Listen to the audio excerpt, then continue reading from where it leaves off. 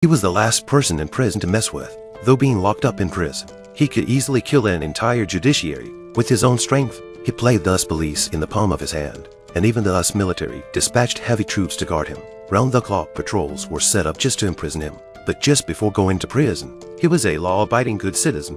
He had a happy family of 3. However, just 10 years ago, a burglary completely changed his fate. One of the gangsters, Xiao Fu, wanted to take the money and run away. Coveting his wife's beauty, the gangster Tom, in front of him, raped and brutally murdered his wife. Not even his young daughter escaped the clutches. He fought desperately, but he was firmly tied up by the gangsters and couldn't move. His mouth was also tightly sealed, and even his shouting was silent. Not long after, angrily, he struggled to find evidence of the gangster's crime. Unexpectedly, he suffered an unfair sentence from a female judge. Tom, who committed the heinous crime, was only sentenced to 3 years, but his accomplice, Xiao Fu, was announced the death sentence that would be executed 10 years later. The reason was that there was someone to protect Tom. Hearing the verdict, he couldn't help but cry deep in his heart. The courts were supposed to deliver justice, but were so vulnerable to relations and means. At this moment, the man's eyes were full of despair. No one knew where he would go after he left. 10 years later, it was time for Xiao Fu's execution, and a large crowd gathered to witness it. During the first 2 shots, Xiao Fu kept yelling that he was framed. Everyone present knew it in their hearts, but no one dared to stand out. A 3rd shot was injected immediately. He was supposed to die quietly, but his body suddenly twisted and struggled.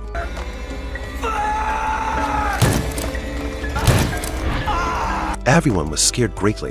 After investigation, it was found that the 3rd shot was replaced with poison, and all the clues point to the demon who had long been released from prison. You see that when he saw his companion executed, he was very happy. Just then the phone rang, and from the other side of the phone, he was informed that the police had gone to arrest him and told him to escape right away. The man glanced outside, and it turned out to be real, so he quickly fled according to the instructions on the phone.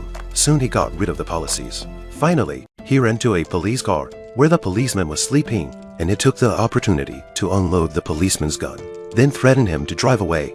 And it didn't take long for the car to drive to the designated place. The inhuman Tom was ready to kill the police, and just then another call came. As soon as Tom listened, he realized that it was the policeman in front of him who was speaking. The policeman turned to take off his hat, and Tom recognized him immediately. He suddenly became scared because he was the father who had disappeared for 10 years. Tom was afraid that he would retaliate and quickly shot him. But in the chamber was no bullet, but countless poison needles that popped out from the handle, and the poison quickly seeped into his blood. The man told him that he was now unable to move, but he could feel everything. Then revenge began. The man tied Tom up, then began to introduce to him the use of the surgical instruments, teaching him where to cut his flesh and with what kind of knife, in order to make him feel the pain to the fullest. The man injected a large amount of stimulants into his body. Tom began to be in such a panic that he became incontinent. The police found Tom's body a week later, but his body had been cut into countless pieces of flesh. The police quickly located the suspect. It was no other than Jack, because the chunks of flesh were hidden in his private warehouse. The police then took him to prison. Was that the end for him? No, that was just the first step of his revenge. What a weird criminal. Knowing that the police were coming to arrest him, he chose to strip naked and wait at home. Not only submitted to the arrest, but stimulated the police to search his home. The police did so, but found no evidence, only a large number of legal books. The prosecutor was curious about why a criminal who killed and divided his corpse read so many law books. Then the police found a photo on the wall showing Prosecutor Bob shaking hands with the criminal Tom. Bob then came to the prison and interrogated Jack, asking him whether he did the separation. But Jack had now redeemed every word of the American law and confessed to murder in every sentence, which, however, was not criminalized in the legal sense. Prosecutor Bob started to get nervous, and he asked Jack what he wanted to do. Jack told him, "I knew you had a powerful protective umbrella, Big Shot, and the devil secretly negotiated terms with you 10 years ago. I will let it go. Now as long as you give me a soft mattress, I'll plead guilty." Bob rejected him directly after hearing that. But what he didn't know was that his daughter was playing a tape Jack had sent. The little girl got the videotape, thinking it was a Teletubby she liked to watch. But when she opened it, it turned out to be a terrifying picture of a man killing and dismembering the corpse, which directly scared her doll.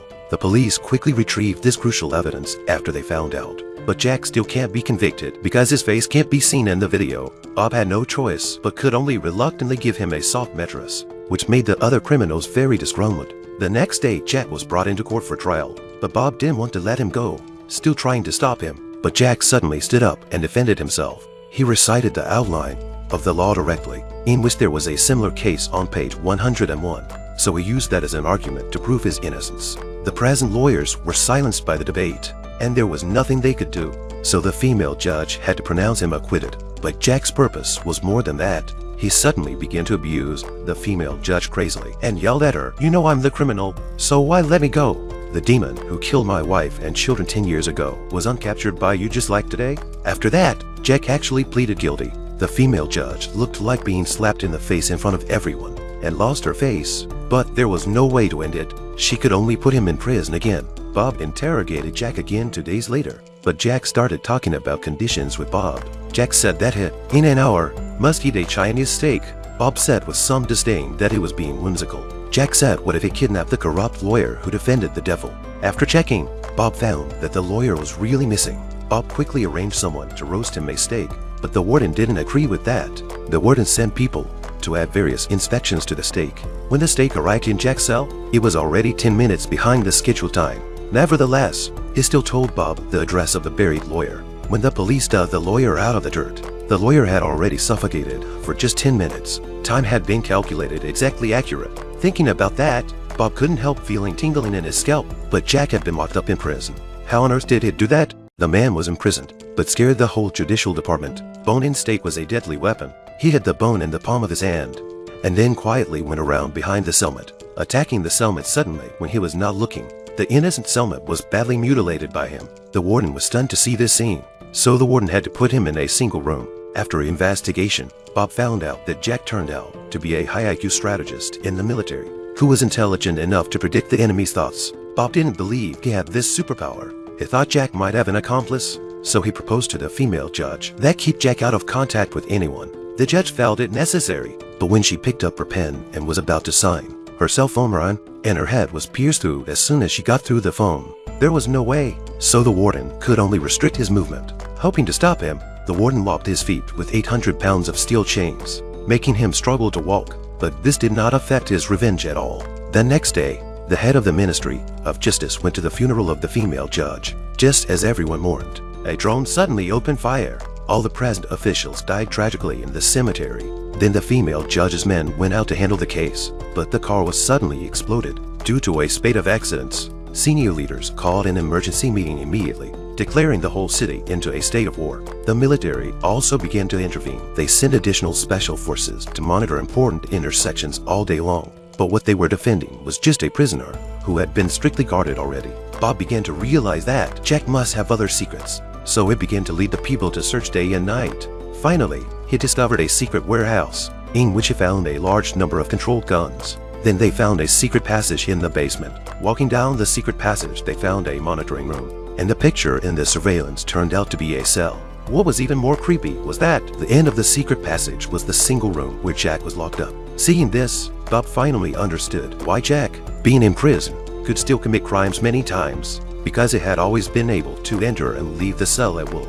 He was put in a single room on purpose. Bob hurried back to his cell to find him, only to find that Jack was long gone. He was already dressed as a cleaner and infiltrated the government building, in which plenty of explosives were installed. Fortunately, the police found the bomb in time, but bomb disposal experts had never seen this new type of bomb, because Jack could control it remotely with his mobile phone. Bomb disposal experts advised the police to evacuate the crowd quickly to avoid unnecessary sacrifice, but it was full of important officials. A large-scale retreat would definitely cause panic among the people just when everyone didn't know what to do. Bob came up with a solution. Then Jack returned to his cell through the secret passage and found that Bob was waiting for him inside. Jack was so excited to say, "You finally discovered my secret, but it's too late." Bob advised him to stop quickly, but Jack didn't agree. He wanted to bargain for conditions with Bob again. Bob turned him down this time because he realized that this was Jack's trap. Indeed, Jack laughed heartily after hearing, because his purpose has been achieved. Everything he had done was hoping government officials to fulfill their duties, adhere to the principle of justice in handling cases, not caring solely about their own interests, and not disappointing the lowest class of working people. At the end of the story, Jack took out his cell phone and detonated the bomb. Bob was going to run out and inform everyone, but the government building was safe and sound because Jack had transferred the bomb to himself. He was not afraid at all when the bomb exploded. It seemed that he had already predicted his ending. He took out the bracelet left by his daughter and chose to face the fire. so that he could stay with his daughter forever. Okay, this video is over. See you in the next video.